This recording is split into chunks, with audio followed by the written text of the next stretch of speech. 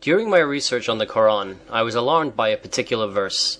In Surat Ibrahim 14.3, "Those who love the life of this world more than the hereafter, who hinder men from the path of Allah, and seek therein something crooked." This statement seems to go against all conventional logic and human instinct. The whole purpose of our creation is to live and try to have as long a productive and happy life as possible. Will you explain this? Muhammadan Islam is the only belief system in the whole of the world's recorded history that advocates and glorifies death over life. Muhammad's message in his Quran of preferring death, invariably the death of others, not his, is the exact opposite of the Judeo-Christian traditions that insist upon the sanctity and preciousness and enjoyment of life. Muhammad's Quran prohibits its followers from all forms of enjoyment and pleasures on earth, but promises them unlimited and eternal sexual, sensual, and carnal pleasures in the hereafter, the same and more that are denied them in life.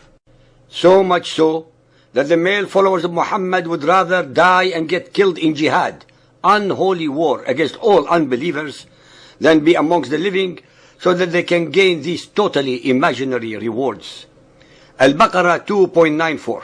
Say, if the last home with Allah be for you specially, and not for anyone else, then seek ye for death, if ye are sincere. 2.95. But they will never seek for death. Thou wilt indeed find them, of all people, most greedy of life, even more than the idolaters. These verses are actually in reference to the Jews and Christians who would rather live a good life on earth than the utterly impossible and untrue promises of a better life in Muhammad's version of paradise that he incessantly regaled his superstitious, gullible, and ignorant followers with. Al-Imran 3.185. Every soul shall have a taste of death, for the life of this world is but goods and chattels of deception.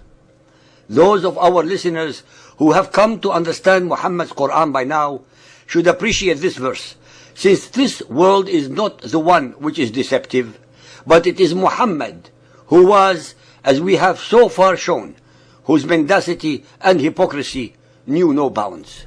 Ibrahim 14.3. Those who love the life of this world more than the hereafter.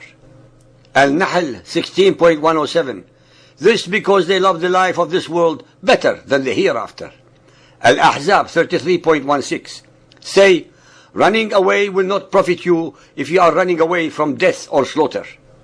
Al-Jumu'ah 62.6. Say, O ye that stand on Judaism, الَّذِينَ هَادُوا, if you think that ye are friends to Allah to the exclusion of other men, then express your desire for death if you are truthful.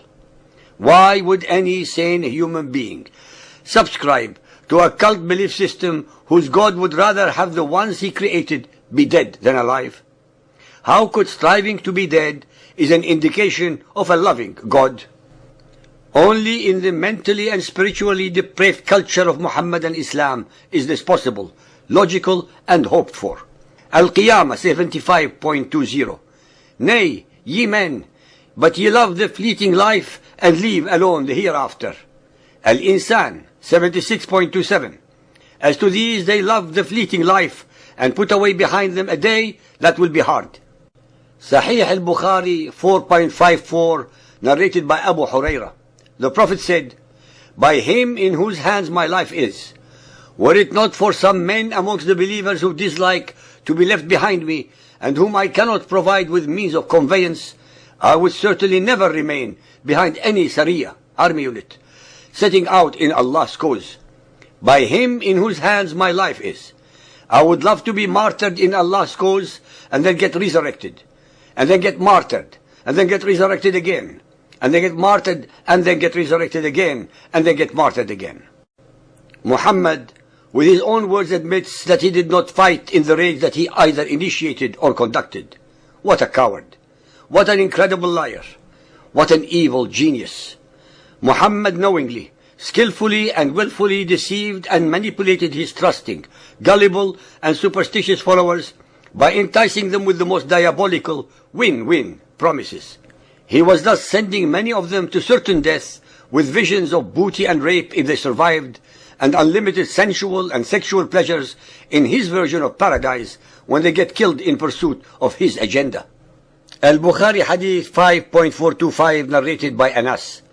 Allah's Apostle went out towards the Khandaq, i.e. the trench, and saw the emigrants and the Ansar digging the trench in the cold morning. They had no slaves to do that work for them. When the Prophet saw their hardship and hunger, he said, "O Allah, the real life is the life of the hereafter, so please forgive the Ansar and the emigrants." They said in reply to him, "We are those who have given the pledge of allegiance to Muhammad to observe jihad as long as we live." Sahih Muslim Hadith 4963, narrated by Abdullah ibn Umar. Allah's Messenger said, "Every intoxicant is khamr, wine. Every intoxicant is forbidden. He who drinks wine in this world and dies while he is addicted to it, not having repented, will not be given a drink in the hereafter." Muhammad, who forbade the drinking of wine to his followers because they were arriving intoxicated to the mosque, promises them exactly the same wine to drink for eternity in their afterlife.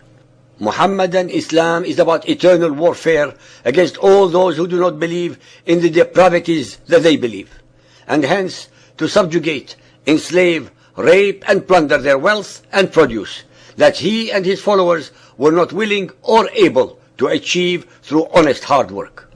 It should not then be a great surprise that the modern male followers of Muhammad, who believe these lies, would rather blow themselves up, slaughtering defenseless civilians, so as to attain the rewards of unlimited sexual and sensual pleasures with the promised 72 virgins.